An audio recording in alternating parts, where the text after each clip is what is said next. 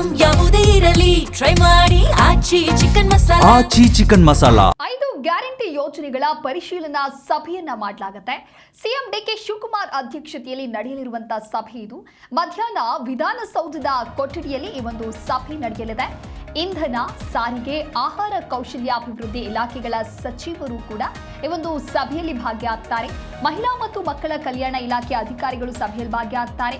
Guarantee ಫಲಾನುಭವಿಗಳ ಪರಿಷ್ಕರಣೆ, ಅರ್ಜಿ ಸಲ್ಲಿಕೆ, ಸೋರಿಕೆ ತಡೆಗಟ್ಟಿ ಫಲಾನುಭವಿಗಳ ಗುರುತಿಸುವಿಕೆ ಕ್ರಮದ ಬಗ್ಗೆ ಚರ್ಚೆಯನ್ನ ಮಾಡಲಾಗುತ್ತೆ. ಈ ಒಂದು ಸಭೆಯಲ್ಲಿ ಬಹಳ ಪ್ರಮುಖವಾಗಿ ಗ್ಯಾರಂಟಿ ಅನುಷ್ಠಾನ ಸಮಿತಿ ಅಧ್ಯಕ್ಷರು ಇರ್ತಾರೆ, ಉಪಾಧ್ಯಕ್ಷರು ಇರ್ತಾರೆ, ಹಾಗೆ ಇತರೆ ಪದಾಧಿಕಾರಿಗಳು ಕೂಡ ಈ ಒಂದು ಸಭೆಯಲ್ಲಿ ಭಾಗಿಯಾಗ್ತಾರೆ. ಪಂಚ ಗ್ಯಾರಂಟಿ ಯೋಜನೆಗಳ ಪರಿಶೀಲನಾ ಸಭೆ ಇದು. ಹಾಗಾಗಿ ಯಾವ ರೀತಿಯಾದಂತಹ ನಿರ್ಧಾರವನ್ನ ತೆಗೆದುಕೊಳ್ತಾರೆ, ಜೊತೆಗೆ ಈಗಾಗಲೇ ಸಾಕಷ್ಟು ಜನ ಆಕ್ರೋಶವನ್ನ ಕೂಡ ವ್ಯಕ್ತಪಡಿಸ್ತಾ ಇದ್ರು. ಸಾಕಷ್ಟು ಜನ ಮಹಿಳೆಯರು ಮತ್ತೆ ಅಪ್ಲಿಕೇಶನ್ ಹಾಕುವಂಥದ್ದು, ಸಿದ್ದರಾಮಯ್ಯ ಇದ್ದಾಗ ಈ ರೀತಿಯಾದಂಥ ಸಮಸ್ಯೆಗಳಾಗಲಿಲ್ಲ, ಆದರೆ ಡಿ ಕೆ ಶಿವಕುಮಾರ್ ಅವರು ಸಿಎಂ ಆದಂಥ ಸಂದರ್ಭದಲ್ಲಿ ನಮಗೆ ಈಗ ಸಮಸ್ಯೆ ಆಗ್ತಾ ಇದೆ ಅಂತ ಹೇಳಿ ಒಟ್ಟಾರೆಯಾಗಿ ಈಗ ಸಿಎಂ ಡಿ ಕೆ ಶಿವಕುಮಾರ್ ಅವರು ಕೂಡ ಜವಾಬ್ದಾರಿಯುತವಾದಂತಹ ಸ್ಥಾನದಲ್ಲಿ ಇದ್ದು ಇದನ್ನ ಹೇಗೆ ಸಾಲ್ವ್ ಮಾಡ್ಕೊಂಡು ಹೋಗ್ತಾರೆ ಅನ್ನುವಂತಹ ವಿಚಾರವೂ ಕೂಡ ಬಹಳ ಪ್ರಮುಖವಾಗುತ್ತೆ. ಹಾಗಾಗಿ ಇವತ್ತು ಸಭೆಯಲ್ಲಿ ಯಾವ ರೀತಿಯಾದಂತಹ ನಿರ್ಧಾರವನ್ನು ತೆಗೆದುಕೊಳ್ತಾರೆ ಕಾದು ನೋಡಬೇಕಿದೆ. ಕರ್ನಾಟಕ ಸರ್ಕಾರವು ನೀಡಿದಂತಹ 5 ಗ್ಯಾರಂಟಿ ಯೋಜನೆಗಳ ಪರಿಶೀಲನೆ ಮತ್ತು ಅರ್ಹ ಫಲಾನುಭವಿಗಳಿಗೆ ಮರು ದೃಢೀಕರಣ ಪ್ರಕ್ರಿಯೆಯನ್ನು ನಡೆಸಲಾಗ್ತಾ ಇದೆ.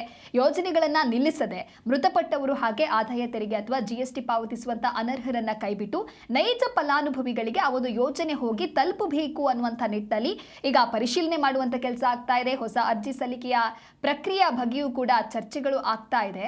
ಇನ್ನೊಂದು ಕಡೆ ಯಾವುದೇ ಯೋಜನೆಗಳು ಕೂಡ ರದ್ದಾಗಿಲ್ಲ ಅನ್ನುವಂಥ ವಿಚಾರವನ್ನ ಈಗಾಗಲೇ ಡಿ ಕೆ ಶಿವಕುಮಾರ್ ಅವರು ಸ್ಪಷ್ಟನೆಯನ್ನ ಕೊಟ್ಟಿದ್ದಾರೆ. ವಿರೋಧ ಪಕ್ಷದವರು ಹೇಳುವಂತಹ ಸುಳ್ಳು ಮಾಹಿತಿಯನ್ನ ನಂಬೋದಕ್ಕೆ ಹೋಗಬೇಡಿ ಅಂತ. ಒಟ್ಟಾರೆ ಈಗ ಆಗ್ತಾ ಇರುವಂಥ ಸಮಸ್ಯೆಗಳು ಏನಿದೆ, ಜೊತೆಗೆ ಇನ್ನೂ ಏನೆಲ್ಲ ಬೆಳವಣಿಗೆಗಳು ಆಗಬೇಕು ಅವೆಲ್ಲವನ್ನ ಕೂಡ ಪರಿಶೀಲನೆ ಮಾಡೋದಕ್ಕೆ, ಜೊತೆಗೆ ಯೋಜನೆಗಳ ಫಲಾನುಭವಿಗಳನ್ನ ಪರಿಶೀಲನೆ ಮಾಡುವಂತ ಸಭೆ ಇದು. ಈ ಸಭೆಯಲ್ಲಿ ಯಾವ ರೀತಿಯಾದಂತಹ ತೀರ್ಮಾನಗಳು, ಡಿಸಿಷನ್ಗಳು ಆಗುತ್ತೆ ಅನ್ನೋದನ್ನ ನೋಡಬೇಕಾಗತ್ತೆ. ಗೃಹಲಕ್ಷ್ಮಿ ಮತ್ತು ಗೃಹಜ್ಯೋತಿ ಸೇರಿದಂತೆ ಇತರೆ ಯೋಜನೆಗಳ ಫಲಾನುಭವಿಗಳು ಹಾಗೆ ದೃಢೀಕರಿಸುವುದಕ್ಕೆ ಜಿಲ್ಲಾಧಿಕಾರಿಗಳು ಹಾಗೆ ಅಧಿಕಾರಿಗಳಿಗೆ ಈಗಾಗಲೇ ಸೂಚನೆಯನ್ನ ನೀಡಿರೋದ್ರ ಮುಂದುವರೆದ ಭಾಗ ಈ ಸಭೆಯನ್ನ ಕರೆಯಲಾಗಿದೆ.